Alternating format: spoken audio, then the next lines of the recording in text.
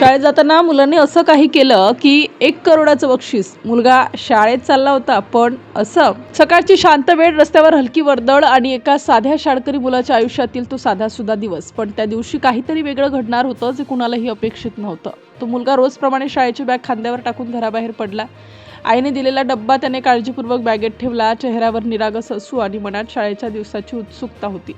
रस्त्यावर चालताना तो कधी आकाशाकडे पाहत होता, तर कधी आसपासच्या लोकांकडे. सकाळची हवा थंड होती. रस्त्याच्या कडेला काही दुकाने उघडत होती. काही लोक घाईघाईने कामावर जात होते.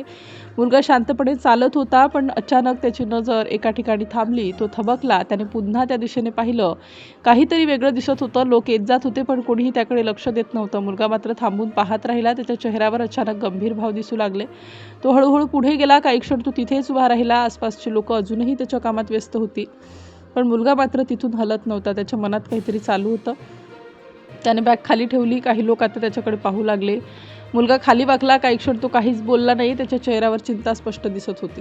तो थोडा मागे झाला, मग पुन्हा पुढे गेला. त्याने बॅग उघडली. आत काहीतरी शोधू लागला. आसपास उभे असलेले लोक आता उत्सुकतेने पाहत होते. मुलगा शांत होता. त्याने बॅगेतून डबा बाहेर काढला. काही क्षण तो डब्याकडे पाहत राहिला. त्याच्या चेहऱ्यावर विचारांचे भाव होते. आसपासची शांतता अधिक वाढली होती. त्याने डब्याचं झाकण उघडलं. आतल्या चपात्या पाहून तो काही क्षण शांत बसला, जणू तो काहीतरी ठरवत होता. लोकांच्या चेहऱ्यावर प्रश्नचिन्ह होते. त्याने हळूहळू एक चपाती हातात घेतली, मग पुढे सरकला. त्याने ती खाली ठेवली. काही क्षण शांतता पसरली. मुलगा मागे सरकला. पुन्हा त्याने डब्यात हात घातला. अजून एक चपाती काढली. तीही त्याने खाली ठेवली. त्याच्या चेहऱ्यावर समाधान दिसू लागलं. लोक अजूनही पाहत होते. तो काही क्षण तिथेच उभा राहिला. त्याने हळूच मागे पाहिलं. त्याच्या डोळ्यात आनंद दिसला. त्याने बॅग उचलली, पण अजूनही तो तिथून हलत नव्हता. मुलगा काही क्षण शांत उभा राहिला. हळूहळू मागे सरकला. त्याच्या चेहऱ्यावर समाधान आणि शांतता होती. आसपासच्या लोकांनाही आता काहीतरी जाणवू लागलं. काही लोक थांबून त्याच्याकडे पाहत होते. काहींनी त्याचं कौतुक केलं, पण मुलगा मात्र काही न बोलता उभा होता. त्याच्या चेहऱ्यावर निरागस भाव होते. थोड्याच वेळात मुलगा पुढे निघाला. त्याने एकदा मागे वळून पाहिलं, पण तो शांतपणे चालू लागला. त्याच्या चालण्यात साधेपणा होता.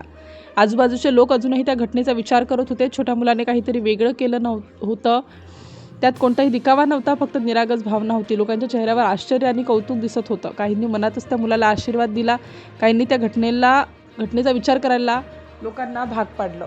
तो मुलगा पुढे चालत राहिला. शाळेकडे जाणारा त्याचा मार्ग सुरूच होता, पण त्याचा त्या छोट्या कृतीने अनेकांच्या मनात मोठी जागा निर्माण केली होती.